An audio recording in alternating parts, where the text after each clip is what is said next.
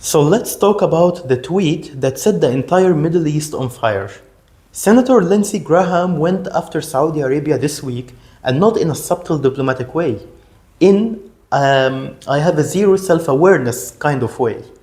Graham issued a direct threat to the Saudis, saying there will be, quote, severe consequences, unquote, if Saudi Arabia doesn't join the American-Israeli war against Iran. Now, before we get into how absurd that is, let's be clear about who Lindsey Graham actually is. A Republican senator, one of Donald Trump's closest friends, as well as Benjamin Netanyahu's closest friends in Washington. So he's the type of person, when he speaks, people actually pay attention, whether they like it or not. So he posted on his personal Twitter account on X, he pointed out that US embassy in Saudi Arabia had to evacuate some of its staff. He acknowledged that Saudi Arabia is currently being attacked by Iran. And then, despite all of that, he complained that Saudi Arabia hasn't entered the war. Then came the part that made people lose their minds. He asked, why do we even have defense agreements with Saudi Arabia? Why are we selling them weapons? Why is there any military coordination between our two countries if they are not willing to fight alongside us? And then he closed with the threat. Saudi Arabia needs to join the fight or face severe consequences. Ironic. The response was immediate. Saudi Twitter absolutely buried him alive.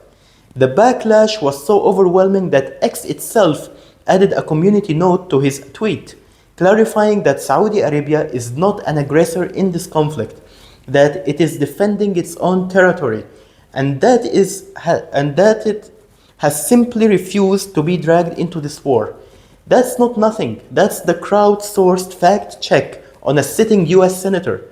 Journalist Mehdi Hassan came after him too, pointing out the obvious.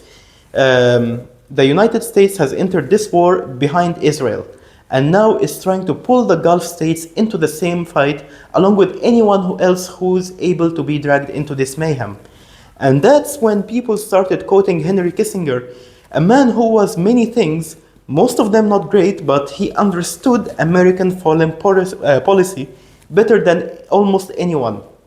He once said, to be an enemy of America can be dangerous, but to be a friend of America can be fatal.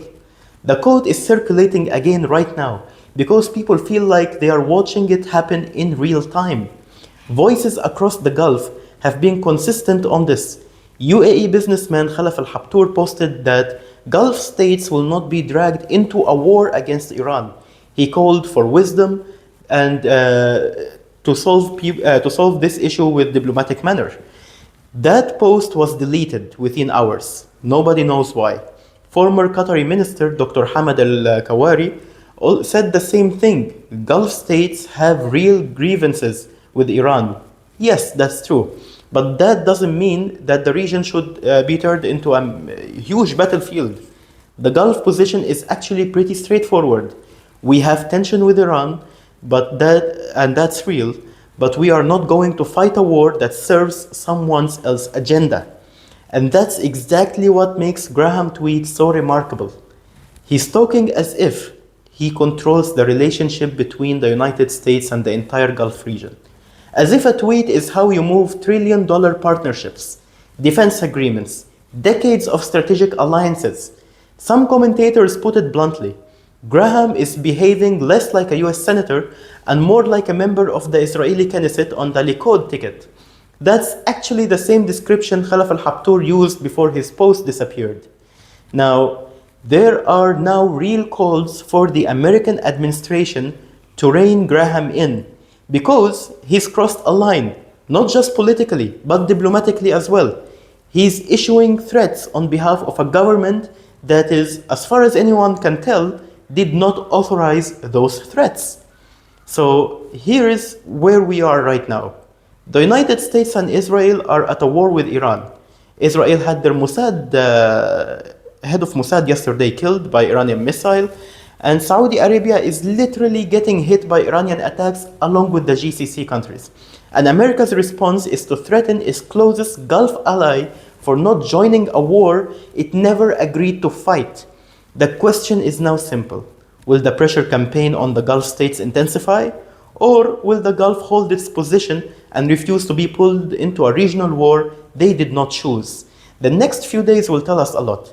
But what's already clear is the following. The Middle East is entering one of its most sensitive political moments in years.